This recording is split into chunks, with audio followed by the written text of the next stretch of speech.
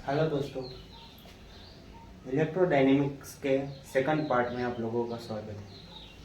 First part में हम लोगों ने पढ़ा था कि कूलम्ब्स लॉ क्या होता है।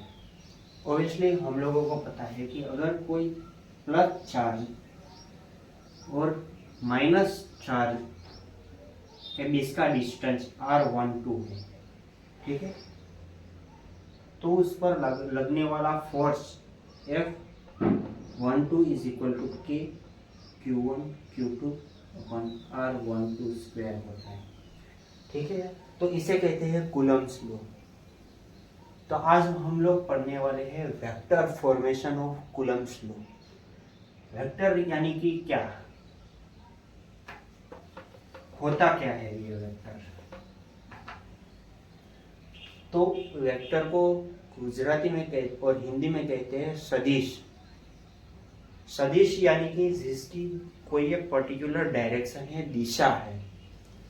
यानी कि अभी हम लोग जैसे कि एक एग्जांपल ले लेते हैं कि फोर्स, यानी कि कोई एक पार्टिकल इधर है, उस पर F फोर्स लग रहा है, तो इसलिए कि मैटर करता है कि फोर्स किस डायरेक्शन में लग रहा है। तो इसलिए कि फोर्स के साथ डायरेक्शन मैटर करती है। तो फोर्स एक सदिश है, वेक्टर है। पोटेंशियल भी एक वेक्टर है, इलेक्ट्रिक फील्ड भी एक वेक्टर है।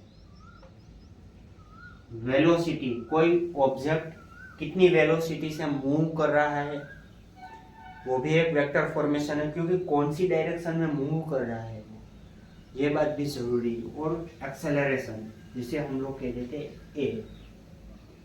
ए भी एक वेक्टर है। और एरिया,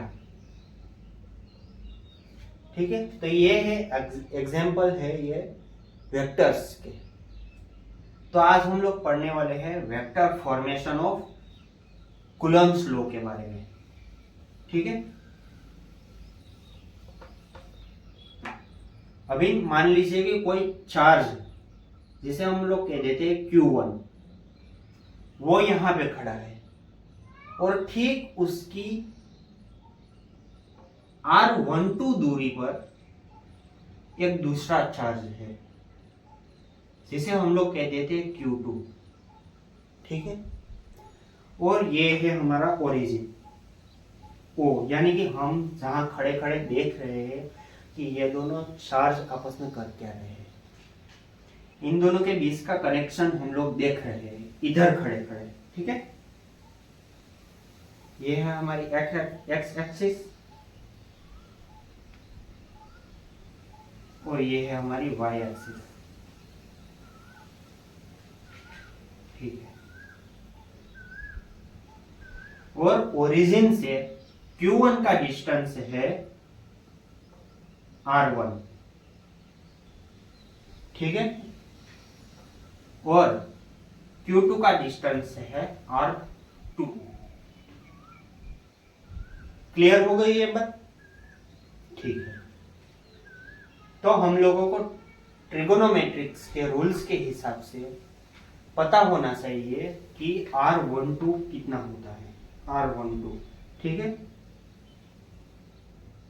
अभी R12 is equal to R2 minus R1। Pythagoras, law of Pythagoras, बहुत ही बड़े मैथमेटिशियन थे।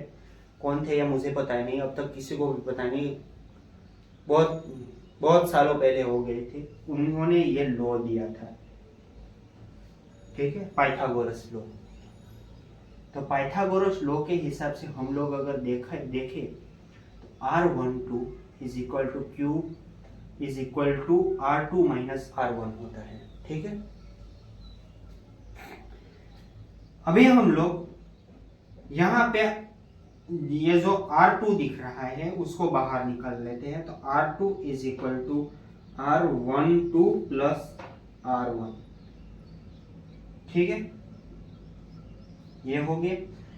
अभी R21 is equal to R1 minus R2।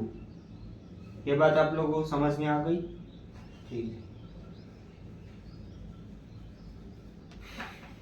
तो हम लोग यहाँ पे देख सकते हैं कि यहाँ पे R2 पहले आ रहा है और यहाँ पे R1 पहले आ रहा है, ठीक है। तो हम लोग देख सकते हैं कि ये दोनों एक दूसरे से ऑपोजिट है।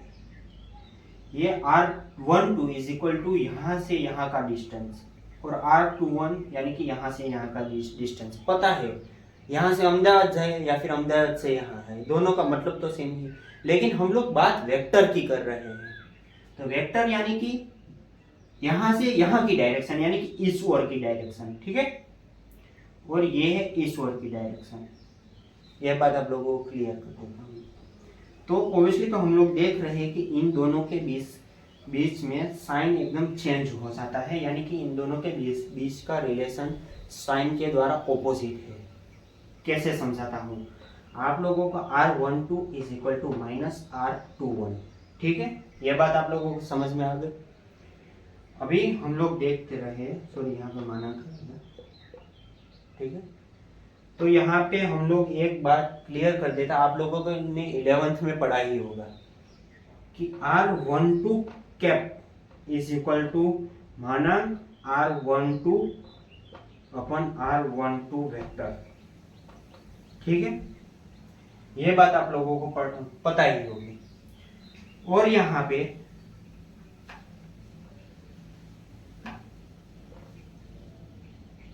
R21 cap is equal to मानांक R21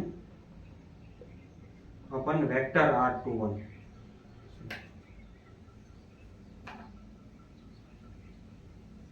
ठीक है। तो अभी हम लोग ये भी कह सकते हैं कि ये जैसे रिलेशन है, ठीक है। अभी हम लोग यहाँ पे कैप को बाहर निकाल देते हैं, तो हम लोग देख सकते हैं कि सॉरी ये मिटा देता हूँ यहाँ पर, ये इसकी किसी को जरूरत नहीं वाली है, ठीक है। तो यहाँ पे हम लोग देख सकते हैं R12 cap is equal to minus R21 cap, ये हम लोग देख सकते हैं। अभी हम लोग कूलम्ब्स लॉ के द्वारा इन दोनों के बीच का लगने वाला फोर्स देखने वाले हैं, ठीक है। अभी Q1 पर Q2 द्वारा लगाया जाने वाला फोर्स ये है F21 और Q2 पर Q1 द्वारा लगाया जाने वाला फोर्स है F12, ठीक है। ये बात क्लियर हो गई आप लोगों को। तो ओब्वियसली अभी हम लोग F21 के बारे में बात करते हैं। तो F21 is equal to K Q1 Q2 upon R12 square, ठीक है। R12 नहीं, R21 होगा, R21 स्क्वायर। तो यहाँ पे कैप R21 हो गया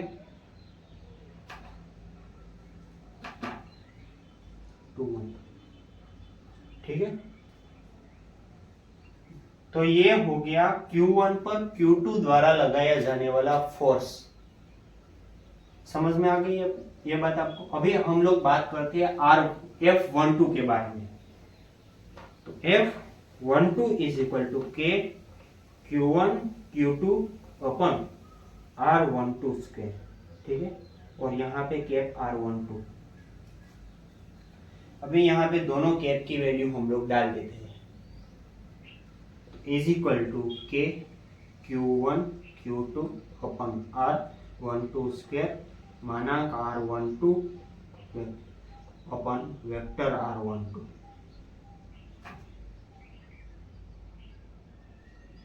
ठीक है। इसे हम लोग कह देते हैं इक्वेशन 1। और यहाँ पे K Q1 Q2 upon R12 square मानांक R12 अपन वेक्टर R12, इसे हम लोग कह देते हैं इक्वेशन 2। तो आप लोग कंपैरिजन करिए इक्वेशन 1 और इक्वेशन 2 का। तो यहाँ पे देख सकते हैं कि तो यहाँ पे 2 1 आएगा ना, मैंने गलती से 1 2 कर दिया, 2 1 2 1 2 1। अभी हम लोग देख सकते हैं कि ये दोनों है वो ऑपोजिट साइन में है, ठीक है। तो हम दोनों इसका कंपैरिजन करते हैं। तो K Q1 Q2 अपन R21 square upon R21 vector R21, ठीक है। तो इज इक्वल टू माइनस के Q1 Q2 upon R12 square R12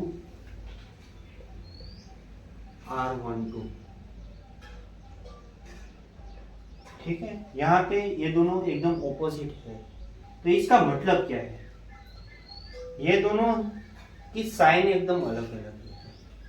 ये प्लस साइन में हो है तो ये माइनस साइन। इसका मतलब क्या है, मतलब ये कि ये दोनों फोर्स एक दूसरे को रिपेल्स करे, मतलब कि एक दूसरे की ऑपोजिट डायरेक्शन में, मतलब कि प्लस चार्ज है और यहाँ भी प्लस चार्ज है, तो ये दोनों एक दूसरे को धक्का दे रहे हैं, फोर्स एकदम ऑपोजिट डायरेक्शन में है, ठीक है। कूलम्ब्स लॉ यह शो करता है, कुल vector formation of Coulomb's law यह शो करता है कि इलेक्ट्रोस्टैटिक्स में ये फोर्स लगने वाला है एकदम ऑपोजिट चार्ज का, ऑपोजिट साइन का होता है, यानी कि एक दूसरे से एकदम ऑपोजिट डायरेक्शन में होता है, ठीक है। ये दोनों एक दूसरे को धक्का दे रहे हैं, इसका मतलब ये है ये फोर्स जिस डायरेक्शन में लग रहा है इसकी बिल्कुल ऑपोजिट डायरेक्शन में ये फोर्स लग रहा है, इसका ये मतलब हुआ, ठीक है। समझ में आ गया आप लोगों को? अगर समझ में ना आया हो तो कमेंट करके प्लीज मुझे कह दीजिएगा, ठीक है। और अगर समझ में आ गया है तो प्लीज चैनल को सब्सक्राइब कर दीजिएगा और लाइक कर दीजिएगा।